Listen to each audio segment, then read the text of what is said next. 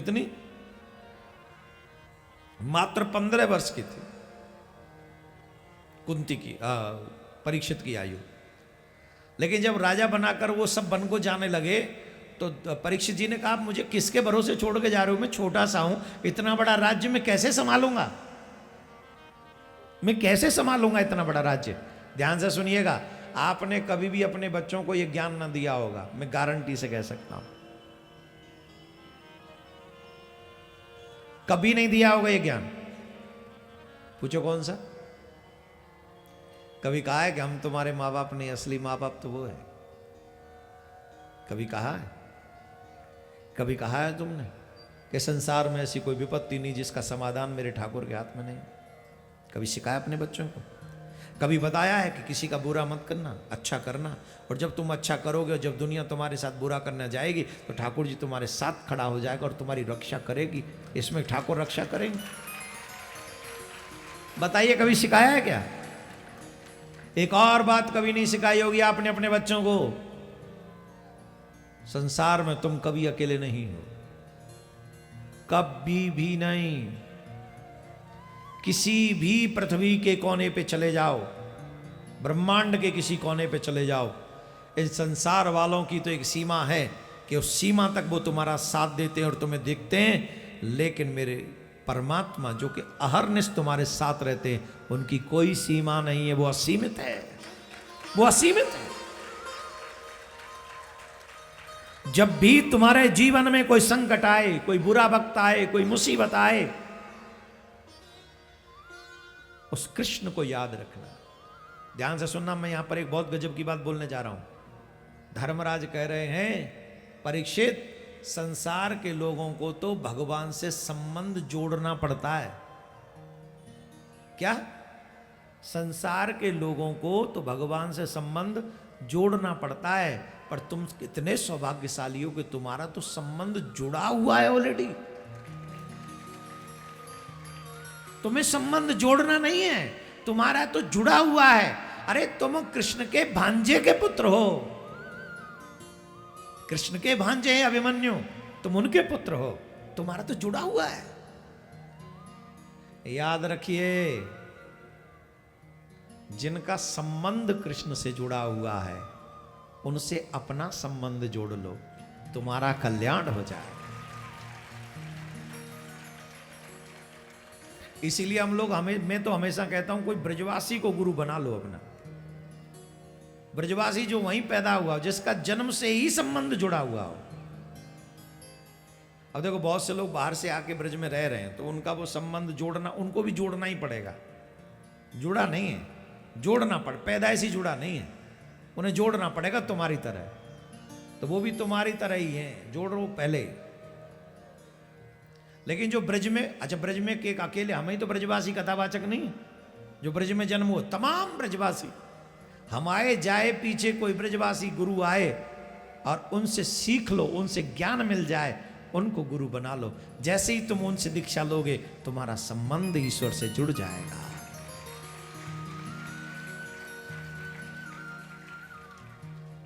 क्योंकि जुड़ा हुआ है ना उनका ऑलरेडी, पैदा हुए थे तभी से जुड़ गया उनका। तो जिनका संबंध जुड़ा हुआ है उनसे तुम संबंध जोड़ लो, तो तुम्हारा कनेक्शन जुड़ जाए। तो कहा परीक्षित से कि तुम्हारा तो संबंध जुड़ा हुआ है, जब भी तुम्हें लगे कि मैं अकेला हूं, उनको याद करना, वो तुम्हारी रक्षा करेंगे। आहा, ऐसा ज्ञान कौन आजकल अपने बच्चों को देता है? कोई नहीं देता, कोई भी नहीं। सब लोग एक ही ज्ञान देते, कुछ बन जाओ जिससे तुम नोट कमा सको, कुछ बन जाओ जिससे तुम घर आलीशान बना सको, तुम कुछ बन जाओ जिससे लड़की वाले तुम्हारा विवाह कर दें, तुम कुछ बन जाओ जिससे हमारे बुढ़ापे में तुम्हारी व्यवस्था कुछ अच्छी हो सके। लेकिन तुम कुछ बन जाओ जिससे तुम्हारा कल्याण हो सके, तुम कुछ बन जाओ जिससे मेरा भी तुम कल्याण कर सको, तुम कुछ बन जाओ जिससे तुम्हारे पितृ तर सकें। ऐसा कोई ज्ञान नहीं देता। कौन ऐसा ज्ञान देता है कि तुम कुछ ऐसे बन जाओ जिससे तुम्हारा पुनर्जन्म ना हो? तुम ऐसे बन जाओ जिससे तुम्हें बार बार मृत्यु के चक्कर में न पड़ना पड़े। तुम ऐसे बन जाओ कि तुम्हें बैतरणी में डूबना ना पड़े। कौन मां बाप सिखाते? बोलो। बताओ ना कौन सा परिवार सिखाता है? हाँ माता जी कितना सिखाती होंगे, हमें पता है, बुरा न मानिए, हमें नहीं पता आप कौन है। हाँ भाई पाम सूदे करके बैठी थी व्यासपीठ जी की तरफ, आप कहाँ सिखा रही होंगी? आप बताओ, अब बताओ, हम अब बताओ। ऐसा लंबो हाथ करे तुमने, हमारी बात है काट विकास, इतना लंबो कमाल। पहले हमने बताया था कि व्यासपीठ की तरफ पैर करना और ये सब बताया था कि नहीं बताया था? बताया था, किस किस को याद है? अब माता जी ने इतना लंबा पाम करो आप। अच्छा हम चुप रह गए कि प्रसंग उस समय द्रौपदी वाला चल रहा था, हमने चलो जान दो, जब होश आ जाएगा मैया कर लेगी अपने आप सूद करी उले खैर बिचारी ने। हम कहां थे? कौन सिखाता है? ऐसा कौन बनाता है अपने बच्चों को कि तुम्हारा जन्म बार बार पुनरपि जन्म पुनरपि मरणम, इससे मुक्ति मिल जाए? बोलो, सिखाता है कोई? नहीं सिखाता। एक ही चीज सिखाते, कुछ बन जाओ, डॉक्टर बन जाओ, इंजीनियर बन जाओ, एडवोकेट LLB कर लो, है जज बन जाओ, DM बन जाओ, PM बन जाओ, CM कुछ बन जाओ, ऐसे बन जाओ जो हम नहीं बन सके हो। हम कुछ नहीं बन सके, तुम सब बन जाओ जिससे हमारा बुढ़ापा ठीक हो जाए। ये तो माया की पढ़ाई है प्यारे। जिसने जन्म दिया है रोटी तो कहीं ना कहीं से दे ही देगा। बनो भी, मैं ये नहीं कह रहा वो मत बनो, जो तुम्हारा ड्रीम है वो फुलफिल करो, सब पूरा करो, लेकिन अपने जीवन को नर्क मत बनने दो। अपने जीवन को सही दिशा में लेकर चलो जहां से तुम्हारा कल्याण हो सके।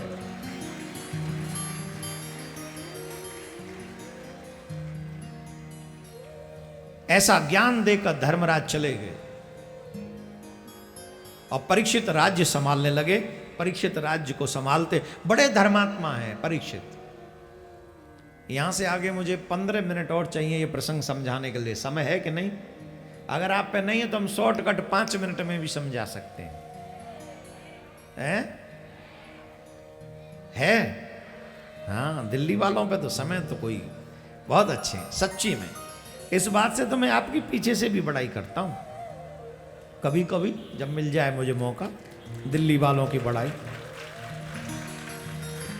और वैसे दिल्ली वालों की बड़ाई करने में ही फायदा है। हम चाहे दुनिया में कहीं कथा करावें, आना तो बेटा घर ही है वापस। समझ गए? ज्यादा ज्यादा समझ रहे हो आप?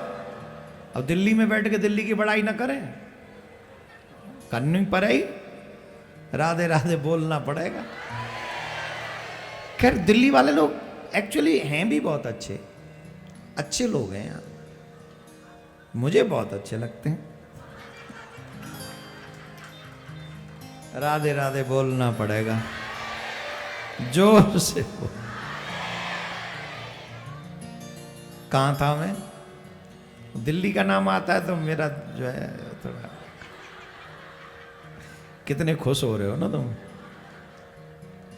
आने दो टाइम बेटा, तुम्हारा भी विवाह होगा। राधे राधे बोलना पड़ेगा। बहुत सुंदर प्रसंग है, ध्यान से सुने। राजा परीक्षित जा रहे थे तो उन्होंने एक दृश्य देखा कि एक काला सा व्यक्ति हाथ में शस्त्र लेकर एक बैल को पीट रहा है। उसके 4 पैर हैं जिसमें से 3 टूटे हुए हैं, और जो एक सुरक्षित है उसी पैर पर वो प्रहार कर रहा है। तो राजा परीक्षित रथ से उतरे और रथ से उतरकर गए और उससे पूछा, भाई तुम कौन हो और क्यों तुम? ये देखो हम कलयुग के लोग हैं, ये कथा में बड़े ध्यान से सुननी चाहिए क्योंकि ये कलयुग की कथा है, यहां से प्रारंभ हो गई है। इसलिए अभी 15 मिनट कोई खड़ा नहीं होगा अपने स्थान से, कोई भी नहीं, कृपा करके 15 मिनट और बैठ। वो काला सा व्यक्ति मार रहा है गाय को और बैल को। परीक्षित जी से देखा नहीं गया, दौड़ कर गए। वो काले व्यक्ति ने जब देखा कि कोई राजा आ रहे हैं तो भाग के दूर खड़ा हो गया। परीक्षित ने दोनों हाथ जोड़े और पूछा, महाराज ये कौन है जो आपको पीट रहा है? आप कौन हैं? आप कौन हैं? तो वृषभ ने कहा, बैल ने कहा कि मैं वृषभ नहीं हूं, मैं वृषभ के रूप में धर्म हूं, मैं धर्म हूं। और मुझे जो पीट रहा है ना, वैसे तो मैं क्या ही कहूं, पर ये कलयुग है। धर्म के 4 चरण हैं, तप, दया, दान और शौच। कौन से चरण? तप, दया, दान और शौच कहते हैं पवित्रता को। किसको कहते हैं? अब बताओ, आपके घर में तपस्या कोई करता है? जवाब दो। जब तपस्या होती है तो धर्म का चरण, धर्म स्ट्रांग होता है। तपस्या नहीं है तो धर्म टूट गया, वो पैर टूट गया।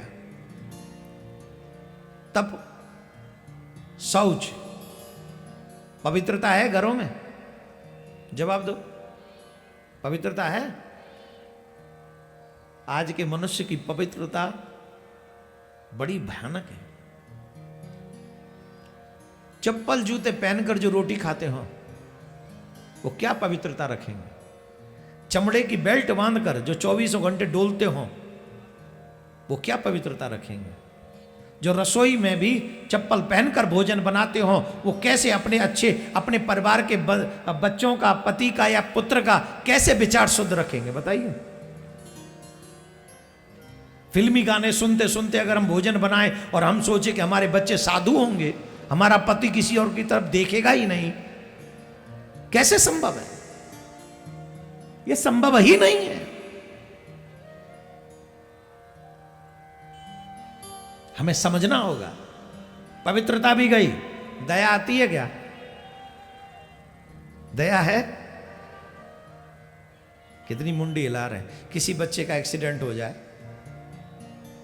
और रोड पे पड़ा हो, कितनी दया है पता है? बताऊं, वीडियो बनाते हैं हम उसका, बजाय उसे हॉस्पिटल पहुंचाने के, बजाय किसी की जान बचाने के। 50 लोग इकट्ठे हो जाते तमाशा देखने के लिए, ये कितनी देर में मरेगा। 500 लोग खड़े हो जाते ये देखने के लिए, पुलिस कितनी देर में आएगी। अरे पुलिस आए ना आए, पुलिस के ऊपर छोड़ दो, तुम तो इंसान हो ना। आजकल वैसे भी सनातनी एक एक औलाद पैदा करते हैं। अगर ये बच्चा चला गया तो किसी के घर का दीपक, किसी का वंश नष्ट हो जाएगा। इस नाम की दया आती है क्या? नहीं आती। हमें पुलिस तंग करेगी, हमें हॉस्पिटल तंग करेगा, हमें ये तंग। अरे भाड़ में जाने दो, तुम्हारे तंग की बात पड़ रही है। देखो किसी की जान बच जाएगी, उस पर दया करना सीखो, उस पर दया करो। मैं आप सभी से निवेदन करूंगा हाथ जोड़ के, कम से कम सनातनी को देखो तो उसकी हेल्प जरूर करो। वैसे तो मानवता के नाते वो तुम्हारे ऊपर छोड़ता हूं, पर मैं सनातनियों के लिए आप पे कहूंगा कि जरूर करो। किसी के घर का दीपक बुझने से बचा सकते हो तुम। पुलिस 2-4 प्रश्न कर भी लेगी तो बता देना। वैसे कानून यह है, मैं आपको कानून के लिए भी अवेयरनेस कर दूं, अवेयर कर दूं आपको। आपकी मर्जी के बगैर अगर आपने किसी की हेल्प कर दी है, ऐसे हॉस्पिटल पहुंचा दिया, तो पुलिस आपसे पूछ नहीं सकती। ये कानून है। आप कह सकते हो I don't want to talk to you, मैंने हेल्प की है, आप ऐसे कह सकते हो। अगर चाहो तो बता भी सकते हो कि मैं वहां से निकल रहा था, वहां ये इसका ऐसे ऐसे एक्सीडेंट हुआ, तो मैंने सोचा कि मैं हॉस्पिटल। बहुत छोटी सी बात है प्यारे।